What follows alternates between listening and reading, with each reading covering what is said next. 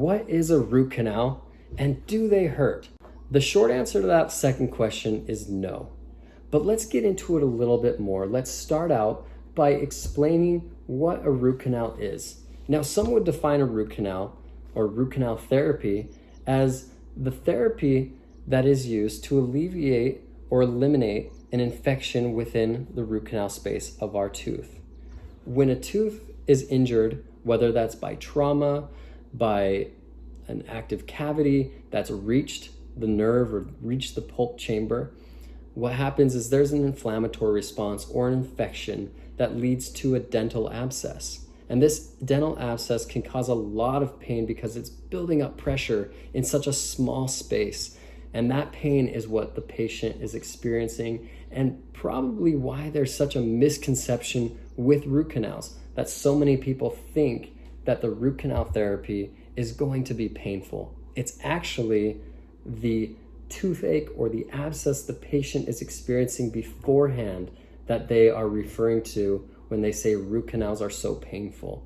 But that being said, there are a lot of patients out there who unfortunately do experience pain post-operatively or after the root canal is completed.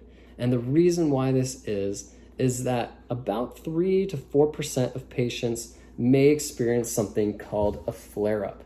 And what a flare-up is, and to put it in the most simple terms possible, is that it's localized inflammation in the area surrounding the apex of your roots. The way that this happens is when we're in there cleaning out the tooth, we're rinsing out that root canal space, we're instrumenting inside there. If any amount of bacteria or debris does get pushed beyond the apex, there is the small likelihood that that can create an inflammatory response in our body. And when we have an inflammatory response, we know that we are going to increase the pressure in that area, and it's a small space within our bone, so that increased pressure is going to be very painful. Like I said, that's about 3% of patients, and as an endodontist, I am very conscious of that, and I do let my patients know once they leave that they may experience some post-operative pain, and I will recommend that they take an ibuprofen or and a Tylenol following the procedure to make sure that if there is any slight amount of inflammation, we're bringing that down and we're sort of gently moving them into that stage of healing. Usually any post-operative pain is very minor, if not noticeable at all. And usually over-the-counter ibuprofen is enough to alleviate that discomfort, which only lasts about a day or two. A flare-up is very different though, and the pain is much higher. So sometimes we do have to prescribe a little bit stronger analgesics, such as a Percocet or Tylenol 3, something that's just a little bit stronger to help get that patient through the next day. But like I've already mentioned before, I do want to stress that root canal therapy should not hurt. Most of the time when you go to the dentist, they're going to sort of assess where you're at, assess if you're already in pain, if you have an abscess that's still there, and they'll know ahead of time whether or not it may be more difficult to get you anesthetized.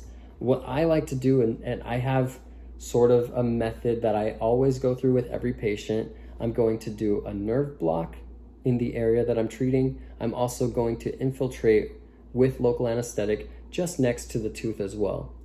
I'll wait a few minutes, and then I'm going to check the tooth. What I'm going to do is, if the patient came in because they had cold sensitivity and needed a root canal, I will get the tooth numb, and I'll check with like a cold cotton pellet. I'll get very cold with what we call endo ice. I'll touch the tooth that we're going to be working on, and if the patient has no response, I know that the patient is numb and I can get started working on that patient. I never will start a case unless that patient is fully numb, because the worst thing that you can do is start drilling into a tooth, get a 0.5 millimeter from the pulp, and have the patient raise their arms and say, wow, I felt that. Because if you get to that step, it just becomes much more harder to get the patient numb again. If they're starting to experience pain and have that anxiety, And I don't want to be in that situation. Honestly, when I first got into endodontics as a resident, it was surprising to me that my patients were falling asleep on me, but they would just be so comfortable. And so I really just hope, to spare the long story, I really hope that sort of explains that misconception that root canal therapy does not hurt, but everything leading up to that, that tooth being abscessed, that tooth having inflammation can be painful. So with that said, I hope that if you need a root canal in the future, it alleviates your anxiety knowing that when you go to the dentist, they would never work on you if you were not fully anesthetized.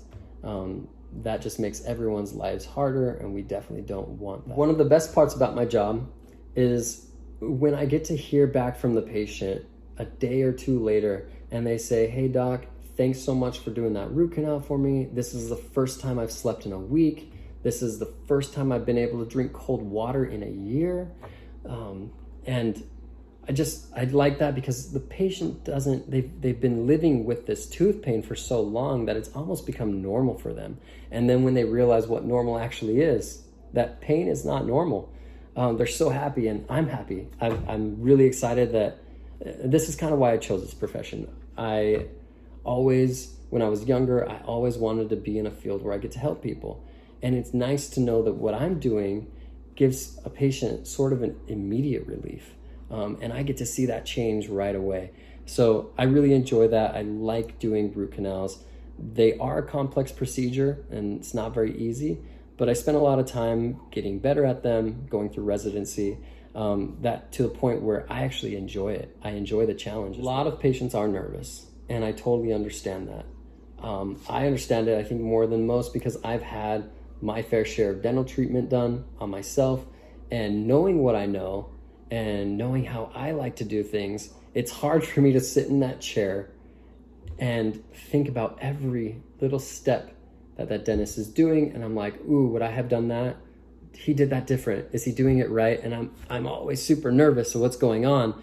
So it freaks me out to be in the dental chair, and I can only imagine what it's like for someone going to the dentist, sitting in that chair, and having no idea what the dentist is doing, no understanding whatsoever. I'd say it's similar to taking your car to a mechanic, having no auto mechanic experience, and that mechanic tells you you need X, Y, and Z done to your car. You're like, I don't even know what X and Y are, and I only know a little bit about Z, but I didn't know that was a problem. And so it's a little scary because that auto mechanic knows a lot more than we do, and we'd like to kind of be in the loop and know what's going on before we turn our car over and let them just go ahead and work on it. And so what I hope I can do right now is I'd like to go over a short clip or a short video that goes over what a root canal is and how that procedure, step by step, how it works, so that if you ever need a root canal in the future, you know what's going on, you know what to expect, and hopefully that decreases your anxiety, and is just going to give you an overall better experience the next time you see a dentist. So let's get into that video right now, and I'll just talk through each step of what's going on. Okay, so root canal treatment. What it's showing us here is the pulp tissue. The pulp tissue, like I said before, is that vital tissue inside the tooth. It has blood supply and other things. And like I said, I'm an endodontist. I'm a specialist in this field. And this is just, I guess, a little montage of things that we like to use. We have microscopes so we can see every canal within the tooth. It makes our job so much easier and allows us to give better treatment. So this is just going through different layers. There's enamel, dentin, and pulp tissue. When we get a cavity that extends all the way to the pulp, it's going to cause inflammation in that pulp. It's going to cause an infection in that pulp. And as a result, we're going to have some pain associated with these factors. So what we'll do in this step is, once we know that the tooth has an infection, we'll get the patient numb, we'll get them ready for the case. And the first thing that we do is we place a rubber around the tooth because we want to isolate that tooth from our saliva, from any other bacteria entering the tooth and creating an unsterile environment. So we'll make an access to the tooth, we'll access those canals, disinfect them very well, and I'm going to pause it right here. That disinfectant, it's a detergent, we also use a chelating agent, and these are very important steps, and if not the most important step of any root canal procedure is adequate irrigation. You want to make sure that that irrigation spends a lot of time in the canals, that it's in there destroying and eliminating the bacteria, and then we'll use a chelating agent. It's called EDTA. What it does is it removes that layer of dentin that we create when we clean the canals, exposing these little tubules. We call them dentinal tubules. They're passageways for nutrients within our pulp chamber to get to the rest of the tooth, and also to protect our tooth from things like a cavity, for instance. So that chelating agent opens up those tubules and allows our detergent irrigating solution to get into those tubules and clean everything out as much as possible. So let's continue on. So the next step is that we instrument the canals. We'll use rotary files and hand files to clean and shape those canals. And the purpose of this is not only to clean out a lot of the necrotic debris, a lot of necrotic tissue, and even to clean off some of the dentin that's been infected. More importantly, it gives us space so that our irrigating needles can get down close to the apex of the tooth so that we can adequately irrigate that tooth. Like I said, irrigating the tooth is very important because the only way to clean the bacteria away from our tooth as much as possible is adequate irrigation. Some other methods that an endodontist might use to help clean the canal is we'll actually use ultrasonic tips. Those ultrasonic tips, we create cavitation bubbles within the fluid, and that helps eliminate even more of the bacteria. We might even agitate it just by moving up and down our irrigating needle, or even leaving irrigation fluid inside the canal as we're instrumenting will help to pull that fluid down into the apex of the tooth. So all these things combined are going to give us a clean environment within the tooth. Let's continue the video. So the next step, and I'm going to pause it here again, is we fill the canal with something called gutta percha. Gutta percha is an inert material. It's meaning that it's not going to cause harm to our body. And we'll sterilize these gutta percha as well prior to putting it in our tooth. Like I said, we put that rubber dam around the tooth. We want a sterile environment. Everything that touches the tooth is sterile. Our instruments are sterile nickel titanium files.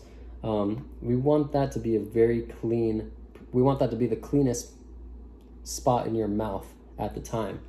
So we'll place this gutta percha inside the canal, coating it with a sealer.